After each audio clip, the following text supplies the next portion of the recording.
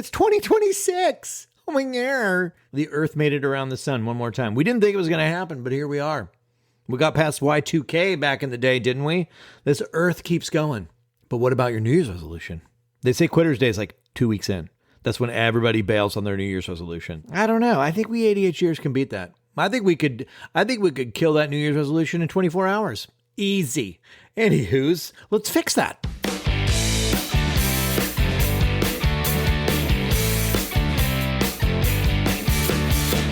You are listening to ADHD Big Brother, the podcast for adults struggling with their ADHD, their comorbid depression, their anxiety. Oh, it's just a hoot. I'm your host and your ADHD Big Brother, Russ Jones. I've got ADHD too. I've got depression as well. It's crap-tastic. So let's learn some stuff. Let's laugh at some stuff. Let's make some commitments to do some stuff. And ladies and gentlemen, here's some stuff. Welcome to the first podcast of 2026. Hi! Oh my God, you guys look so different. Oh my goodness. Let's get into this right now. It's the new year. We don't have time for shenanigans. We're 2 weeks before we all forget the big thing that we're working on. So let's get in as much as possible. We don't have much time. I'll do the ADHD Big Brother biz stuff in the podcast because it kind of ties into some of the stuff here. So let's just kick it off with the first mental health report of 2026. Did we effectively normalize talking about our skull spaghetti last year? Does everyone talk about and accept our wacky mental health? Is it okay to say I'm in a depressive episode in public? Or do people still look at you like you're fucked in the head when you tell the truth? Yeah? No? Yeah? No? Okay, well, let's just keep it up then. Eventually, we will normalize talking about our mental health, the good, the bad, the weird, the bizarro. We're not always fine. So here we go. Here's me. I'm currently really good. Thank you. Emily and I went to my parents in Arizona. Nobody brought kids. It was just my parents, myself, my two brothers, and all our significant others. My mom created these photo books for us. Oh man, it was like these pictorial. I don't want to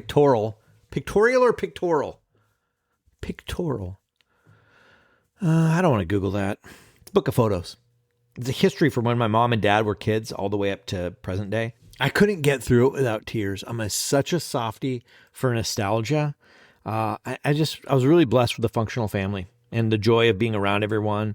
There also comes now with like a sorrow from leaving. So I'm usually bummed out for the first few days after leaving my parents' house. This time it was easier though, because I was with Emily and we stayed at a hotel in Phoenix for a day after and hung out with her bestie over there. So it was like a smooth transition. So that was great. So I'm currently in a positive mood state. I really am. Even though you're going to hear me shit talk New Year's. I really wanted to not even bring it up. Like anything that everyone does, I want to be the opposite so bad. I hate feeling like cattle. Like this is what all the humans do. We gather around the calendar. And it renews itself annually, and then we look at the sky at the gunpowder-colored explosions, and we all pretend to reset and make massive changes. I don't know. I don't like it. So this is just my philosophy about New Year's. So it's my opinion. We all know the statistic of things. Most of the audience that listens to this podcast, it's like we're a 40-plus crowd. I'm 50, but like. In our community, it's a high percentage of like the 40-plussers. There are some youngsters in our membership, but it's mostly, my age. So it's like we're not strangers to the New Year's resolutions that come and it's like, let's go. This year, everything's going to be different because I read a book about it and I put together a new system. And I don't know, maybe it feels like I'm a Debbie Downer on that, but the statistic is what's fucking sad about it. It's like 80% or something of New Year's resolutions fail. So what are we going to do? Pretend? Like, no, this year it's going to be different. I swear. Let's go. So I'm like, so anyways, that's why I just started my push-up and pull-up challenge a couple weeks ago. Like, I'm not waiting around for some nice round number like January 1. Like, what is that? What is it about nice round numbers? We start things at the beginning of the month, or maybe at the beginning of the week, or if we're going to plan something, we plan for it at the top of the hour. Nobody ever makes a lunch plan for 12/17. I think we should do that. I think that would be hilarious. So that's my commitment. That's my commitment this year. I will never propose a round number for anything. Give people. I hope I remember that. Like next time your friend wants to meet you sometime, give them the most random number and just see what happens. Like, yeah, we should go out for dinner. How's 6:23 for you? Great. All right, we'll schedule it. Try not to be late. And then we're like, dude, I was here at 6:23. It's 6:30. Now you're 7 minutes late, Derek. What's your problem? You guys know I'm in service of doing the work. That's kind of, I don't know. That's what I say all the time. January 1 is neat and all, but the day doesn't create change. It doesn't manifest willpower or turn you into somebody else. We're all the same person on January 1 that we were on December 31st. That is the cold, hard truth. That's the 35 degrees of truth. The blizzardy reality. Maybe we muscled up a mindset shift that's going to last a week or so, but we're still the same person. The autopilot is still there. We're still riddled with ADHD, suffering from depression, anxiety. The calendar number is different and neat. Big fargan deal. So that being said, I want to help you get your New Year's resolution. What is it? What is it? What are they? Tell me, you son of a bitch. What? I can't be excited for you if I don't know what it is. Is it diet and exercise? Is it more muscle, maybe less fat? Or do you want to do the splits? That would be kind of cool. Look what I can do. Make more money, maybe finally get your house in order, clean up all that shit that's everywhere. Like no more sea of clothes on the floor. Maybe the garage can fit the car finally. Like what is it for you? Here's what I would love for you this year. This is my New Year's resolutions hope for you. I want you to become proficient at the behaviors that the ideal vision of yourself does. Like, you know, the person that is the person that does the New Year's resolution. Like, who is that person? It's not you now. What does the fit person do? What does the organized person do? Like, they don't just clean up one time, right? They have a routine in place. Like, what is that routine? And how do you today do what you in the future naturally does because it's like a habit? I guarantee you it is going to suck. I read recently that it takes like 6 months for a thing to become truly habitual. Autopilot habitual. That's a long fucking time of doing a task that reeks of like, not now, I'll do it later, or I'll start tomorrow. So how do we do that behavior? This podcast, it can tell you the things to do and try, but the doing of the work is seriously the most elusive thing for adults with ADHD.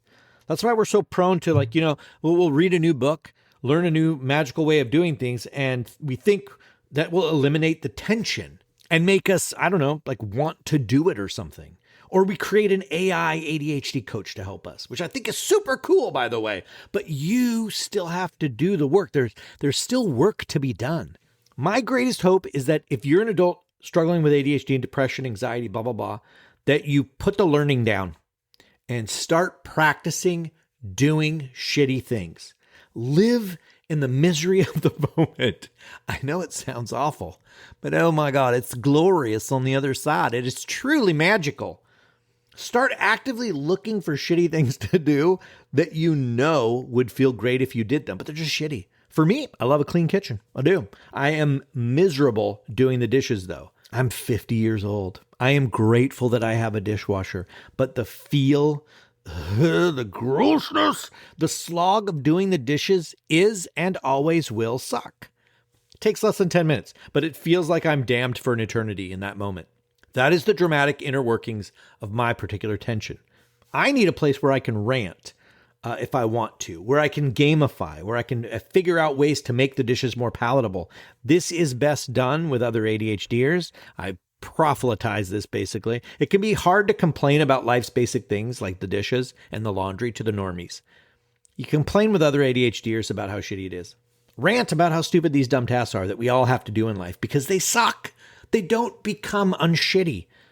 Like there's no book, there's no YouTube video or podcast that is going to permanently eliminate the sting of a shitty task. That to-do list is full of turds. The turd mountain of crap. It's never going to be like, oh my God, I can't wait to open up my bullet journal and look at all the wonderful things I have to do. Oh, look, it's tax season again. Oh, I can't wait. Oh, you mean I get to call the insurance company? Yeah. That is, I'm so lucky. No one's in the mood to do admin work. It's not real. Here's my challenge. Here's a challenge for you. I challenge you to take whatever system that you currently use. Like, who's the most recent guru that you threw money at? Like, use that system. I think I mentioned this before, but like nobody writes a book about a shitty system.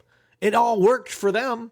Actively use that every day, even when it doesn't work. Even when it's like, oh, this doesn't work for me in my life. Keep going, but stay curious. Why? What didn't it work for you specifically today? What could you tweak about that system to make it work for you today specifically? These are the conversations that are imperative for us, in my opinion. Like that's what keeps us rolling down the hill towards an effective system for managing our ADHD lives. We tend to be the people that are like, oh, it doesn't work perfectly. It's not for me. It doesn't work for me. That just kills it. Literally every single system is going to be like that at some point. It will fail to meet perfection. So what do we do? I think this is about the questions that we ask ourselves. There are fundamental questions. It's not necessarily about the system. It's about whether or not the system provides effective answers. And yes, please allow me to explain one. I'll tell you one right now. This is what I'm going to be doing in the membership for January. End of January, I'm doing 4 workshops. It's all going to be the same workshop, but we have members all over the world. So I want to make sure everybody has an opportunity, and it'll keep the numbers smaller. So that way the members can get more out of it. You know, these are all going to be live. I'm not going to record them because I want people to feel comfortable. And we're going to open up a couple new spaces in the community so that we can have an active discussion going on about this stuff. It's called Conquering Your Turd Mountain. That's what it is as of today. Maybe I'll change it. I don't know. But it's really a professional ADHD systems audit. I've been coaching for years now. I believe there are certain things that are required to effectively manage ADHD, but there's no one system. So what we're going to do is a systems audit. We're going to look at how you handle your turd mountain of tasks, and we're going to experience what it's like to maybe discover the holes in the armor, or where we maybe realize that we actually have a pretty tight running ship, and maybe you can inspire somebody else to change in their system. It requires a little vulnerability to share where you may or may not be sucking at this stuff. No biggie. We're a judgment-free community. And so I don't want to make these like recordings that, it's meant for you to feel safe, right? So I'm going to share all the questions that need to be answered to have an effective quote unquote system. One of them, I'll tell you right now, for example, is how and where do you capture ideas? The turds, those shitty tasks. Like, I got to remember to pay that bill. How and where do you capture them? That's a question that needs an answer. And sometimes when we answer and we feel the shame of like, no, I'm just going to try to remember, or I write it down on whatever's nearby, like maybe a post-it note or an envelope, or maybe it's like I jot it down in my notes app, very like I do have a place for it. And then the follow-up is, okay, so when was the last time that you looked at your notes app to review the things that you wrote down? None of this is shame, but it's what it does is it opens up to like, oh, so you don't have a way of retrieving that information or doing something with it. Interesting. It's not a judgmental thing. It's not like I'm a piece of shit because of that. It's that now we have something to talk about. No judgment, just a conversation, because we are all so much the same, even though we maybe have different approaches. This is what ADHD coaching is to me, and we're going to get this going in the membership. I'm not going to do this as a public free event. You're going to have to join.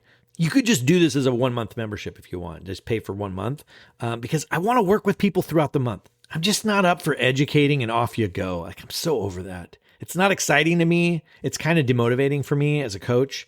So, I'm not going to do it. Not going to do it.